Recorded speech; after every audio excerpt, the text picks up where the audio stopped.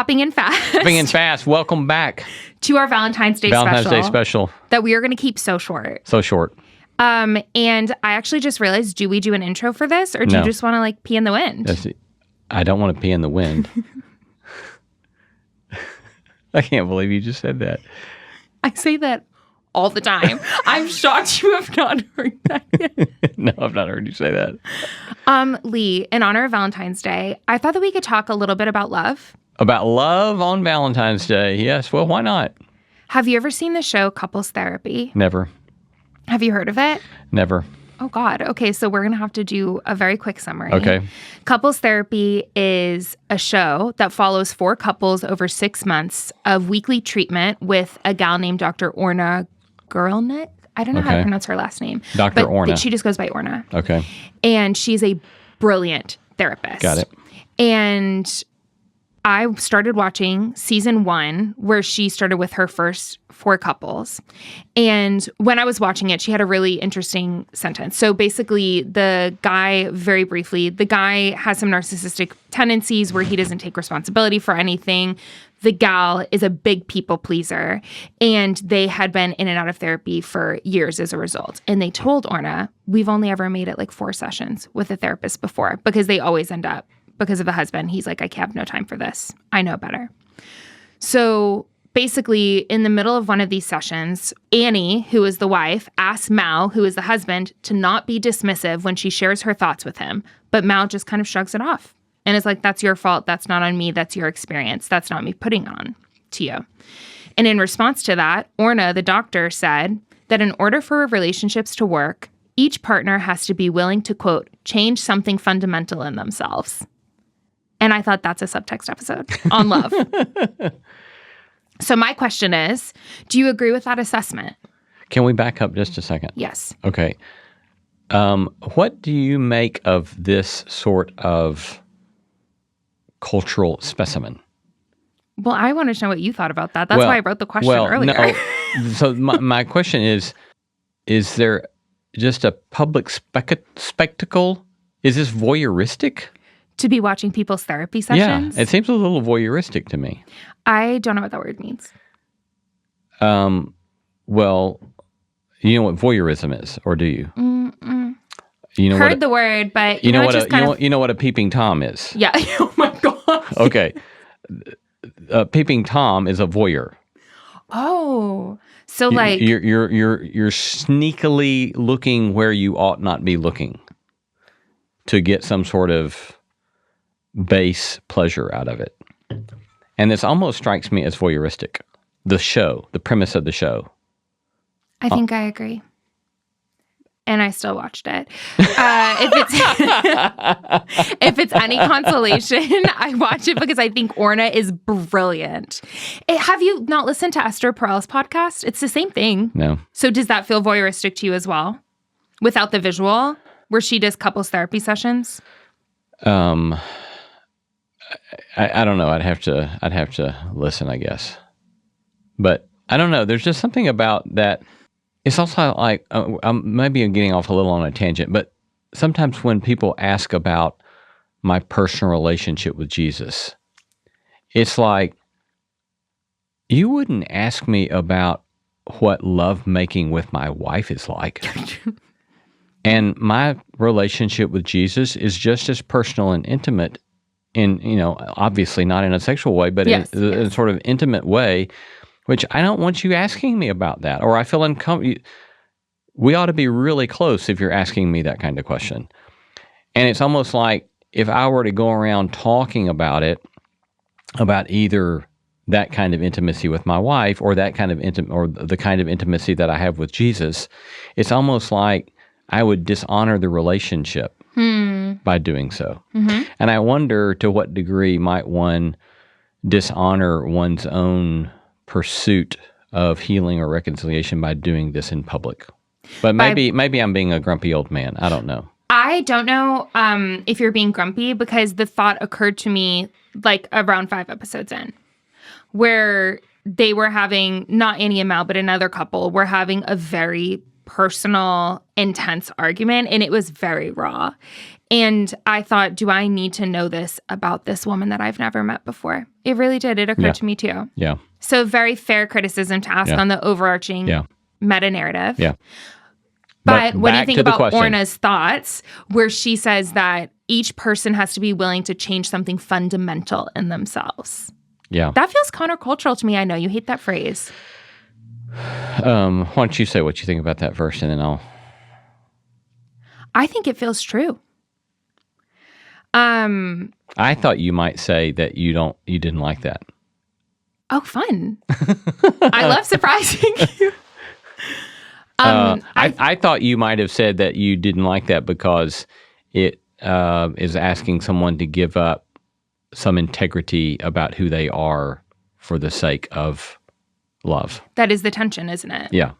I think that if I was keeping things hypothetical, I do think that's where I'd land. But I went straight to my marriage, and it made me realize that there are things that I change because they hurt my husband. Yeah. Like when I do certain things or habits that I have, like very early on in our marriage, I tend to be more of a straight shooter, like all the time, where it's like if he says something and he got like a fact or data or something wrong, I would be like, that's not true. And I would say this. But for me, it's because it feels like data in my mind. It's not like on a personal affront to him. But I would do that in front of people.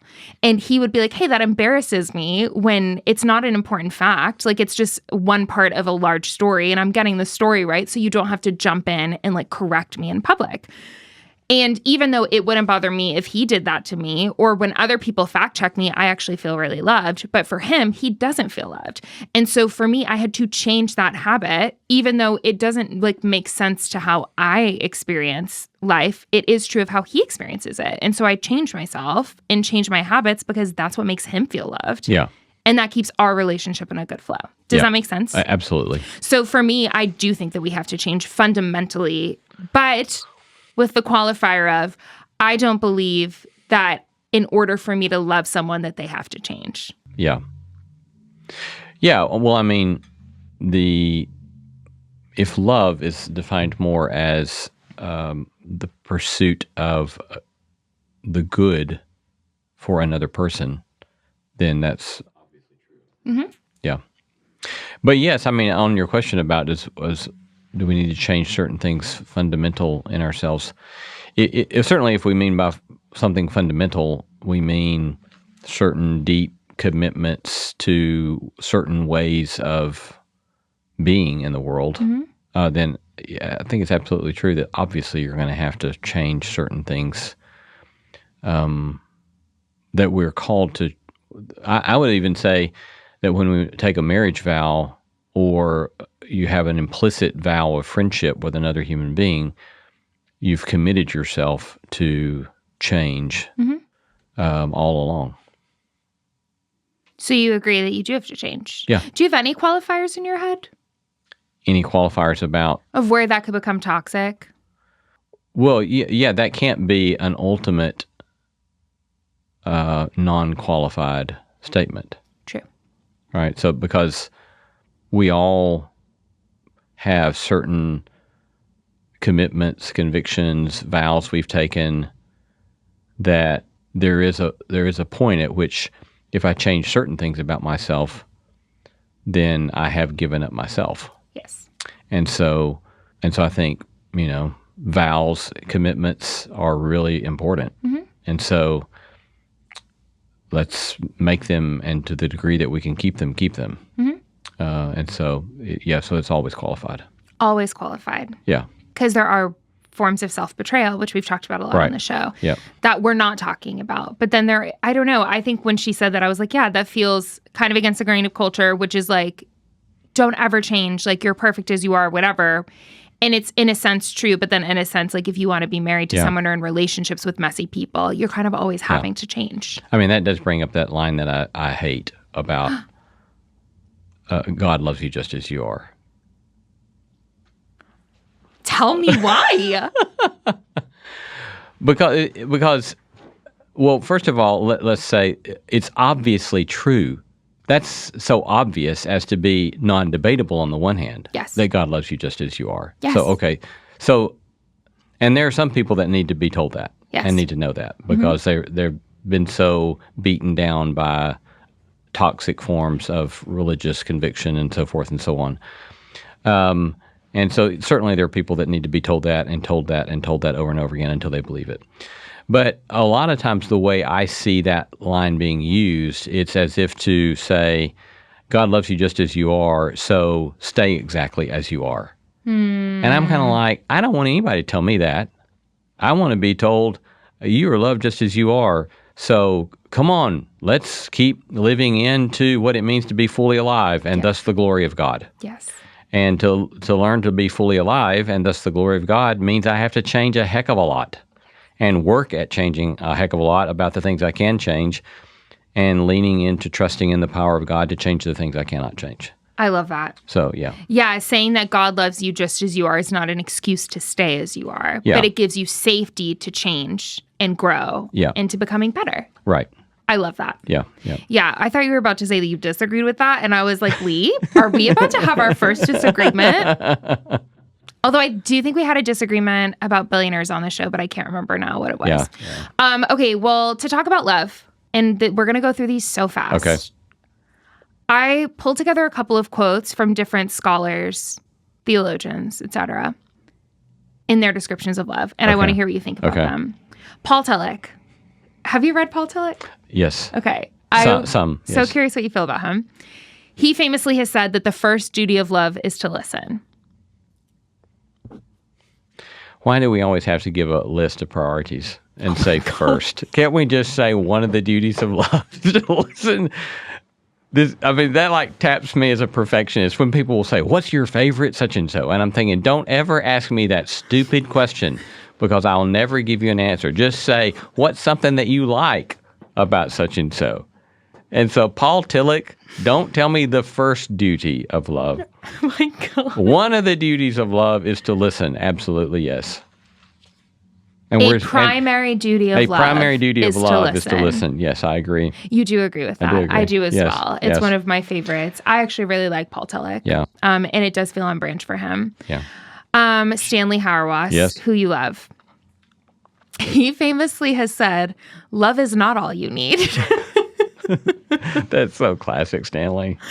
He's a little grouchy when it comes to love. Stanley, bless you. Stanley's a little grouchy when it comes to most everything. And he has said, I read a huge interview with him where this quote came from. And he was talking about how his students asked if they would officiate their wedding. And one of the students had him read 1 Corinthians 13. And he said he rolled his eyes. And I don't know if it was in the wedding speech or just to them privately, but he said that 1 Corinthians 13 is saying that you have to love the person even if you're married to them. That also sounds like Stanley. So Stanley is very demystified when it comes to love and the sentiments around love. What's your take on that? Yeah, I mean, he hates sentimentalism. And so much of American, Western culture notions of love are sentimentalizing love. Quickly, how would you define sentimental? It's about feeling, and it's about emotion, and it's about stirring up feeling and emotion, as opposed to the work of love. The actual doing. Doing of love. Yeah. Yes. And, it's like another kind of parallel to this, Richard Hays's famous book, Moral Vision of the New Testament, when he, and Richard's a fantastic New Testament scholar, and Stanley's a theologian, not a biblical scholar, but Hays is a New Testament scholar, and he says, look, you can't reduce what the New Testament says to the idea of love. And he actually comes up with 3 other metaphors that he says you should hold together: community, cross, and new creation. And he says that's a much better complex to hold together, the message of the New Testament, than love. But again, a lot of it just comes down to what do you mean by love, right? Which is what I want to talk about. What do you mean by love? I think I alluded to it earlier. I think it's the work of seeking the concrete, specific good of another person. Hmm. And oftentimes, at its gifted or blessed moments, it's accompanied by what we might call, if it's a life partner, it's accompanied by romantic feelings. But the romantic feelings are a sort of serendipitous gift, I think, as opposed to being the heart of what it's about. Great summary. Thank you. Stanley Hauerwas really informed one of my professors in grad school who also was not sentimental at all. And I think I always struggled with the harshness around it, maybe just because my personality tends to be more emotional and sensitive and warm. And my marriage is very warm and sentimental in that way. And we've been married now for 10 years. So that's a long time to still, like, I wouldn't say that we're like, don't take that to mean that we're like on the Notebook every day or whatever. But we have a very classically romantic love. And I think that whenever that was pushed up against, I was like, hey, ours isn't any less than just because we're sappy with each other. But I think the way you just described it, which is that the sentimentalization or whatever, those emotions and feelings being like a bonus factor to the actual work of love does feel true. Yeah. Because that's not what we rely on at the end of the day when hard times come. But I am grateful it's there. Yeah. And I'm not going to act like I'm not. For sure. No, it's a very sweet gift. We're both artists. Yeah. So I think it's just part of it. Last quote, and then we'll be done. From Simone. Is it Simone Weil? That's the way I pronounce it. That's how I've always pronounced it, too. She has this great quote. For those who don't know, it's spelled Weil. Yeah. Yeah. And for a long time, when I had just read her work, I thought it was Wheel. But then I heard it by a professor said Vey, and I'm sticking with it. That's what I would stick with. She says, love is not consolation, it is light. What are your thoughts around that? Love is not consolation is a hot take. Well, certainly sometimes we want love to be consolation. And, we just had this week an episode come out with Kurt Thompson, the psychiatrist, Christian psychiatrist, and he talks about we come into the world looking to be seen, soothed, safe, and secure, and that we're neurobiologically wired for that. And this is what it means to connect healthily with another human being. And so certainly consolation would be a part of being seen and soothed, But I think that what I would make up that Simone Weil is saying there is that there's, if you stick with a long-lasting love relationship, it must always go beyond simply being comforted. If all I want out of a partner is to constantly be consoled without sometimes being challenged and pushed and even rebuked, and have certain things revealed that I don't want revealed, then it's not much of a long-term love. Yes. And so I think I would guess that's what she's getting at, is that love does mean very painful, difficult things where I have to face myself that might not could happen apart from some sort of long-term committed relationship like that. Mm-hmm. Yeah, I mean, that makes sense in the broader context of her writing, probably more what she was getting on at. Because she was she was basically like, don't cry over spilled milk. Like, if you lose these temporal goods, like, there's no consolation for that because it's a good thing to be detached from that. That's at least how I've experienced her writing. And so I wonder if that's more of like, it's not like it's going to like shine light even if it hurts. Yeah. Yeah. Yeah. Happy Valentine's Day. So on that, happy Valentine's Day. We hope you find no consolation, but plenty of light. Yes.